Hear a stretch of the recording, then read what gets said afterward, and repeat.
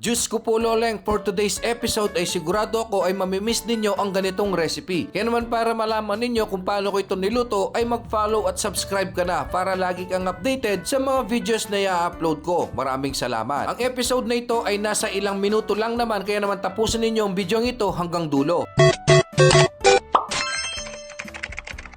Hindi na ako nagsayang ng oras pagka-uwi ko ng bahay dahil ito ay binanlawan ko ng maayos nang sa ganon ay maiwasan ang malansang amoy. Sa isang kawali ay nilagay ko ang nabanlawang karne ng baboy at tinemplehan ko na rin ito ng dahon ng laurel, pamintang bilog, pinukpok na bawang at nagpusit na rin ako ng kalamansi nang sa ganon ay makalikom ako ng kalamansi juice. Ang paglalagay ng pampaasim at pampaalat ay walang eksaktong measurement kaya ang lahat ng ito ay tansya-tansya lamang. Nilagay ko na ang kalamansi juice at sinunod ko ang toyo. Sa reseping ito ay naglagay ako ng margarine pero ito ay optional lamang. Nasa sa inyo kung gusto nyong lagyan o hindi. At saka ko na nilagay ang sibuyas. Habang binabalatan ko ang mga recados na gagamitin natin ay shoutout ko muna lahat ng mga bagong followers at bagong viewers. Welcome na welcome po kayo dito. Ang karning baboy na aking gagamitin ngayon ay nabili ko sa Edley's Meat Shop. Kaya naman shoutout sa lahat ng staffs at kay Boss Edley at Boss Princess. Maraming salamat sa panonood at pagsuporta. Ang pork buto-buto ay madali lang namang lumambot. Kaya naman habang inihintay ko itong lumambot ay nagprito na rin ako ng patatas at carrots. Isinunod ko na rin ang ating bell pepper. Kapag ganito na ang itsura ng siningkutsamong recipe ay pwede na tayong mag-isa. Umpisahan natin ang paglalagay ng mantika at lalagyan din natin to ng panibagong margarine at ilalagay na natin ang chinap-chop kong bawang at sibuyas. Igisa lang ng maayos ang bawang at sibuyas bago natin ilalagay ang ating lulutuing recipe na siningkutsa natin kanina, ang pork buto-buto. Habang minemekos ko ito ay shoutout ko na si Lily Pagyo ng USA. Maraming salamat po sa panonood at pagsuporta at mag-iingat po kayo palagi dyan. Kapag okay na ang pagmemekos ay pwede na natin nilagdag ang liver spread at ang tomato sauce. Ito ay walang eksaktong measurement ulit. Tansya-tansya lamang ang paglalagay nito. Tsaka natin imemekos ulit hanggang sa magalo-halo na ang lahat ng mga recados na ating nilalagay dito. Diyos ko po loleng, hindi pa man ako kumpleto lahat ng mga recados ay talagang naglalaway na ako. Kapag ganyan na ang itsura ay pwede na natin isalin ang ating mga pinritong patatas, carrots at bell pepper. Tapos imekos-mekos lang natin ulit ng maayos. Bago tayo mapadpad sa pinaka-exciting part ng video ito ay shoutout ko muna lahat ng followers ng Pabigat Boys Official. Maraming salamat po sa pagsuporta. At sa wakas tayo ay nasa pinaka-exciting part na ng video ito, ang Tikiman Time. Ito na nga pala ang pinaghirapan kong recipe, ang pork buto-buto caldereta. Bagong lahat tayo ay mananalangin upang makapagpasalamat sa mga biyayang pinagkakaloob sa atin. Amen. Pagkatapos nating manalangin ay wag na natin itong patagalin dahil ako ay nanggigigil at naglalaway na sa reseping ito. Kaya naman nagsalin na ako sa aking pinggan na may kanin at kumuha na rin ako ng carrots at naglagay na rin ako ng malapot-lapot na sarsa ng kalderetang ito at kinuha ko na ang siling almoran na siya nagbibigay gana sa ating pagkain. Magpe-first bite na po tayo, kain po.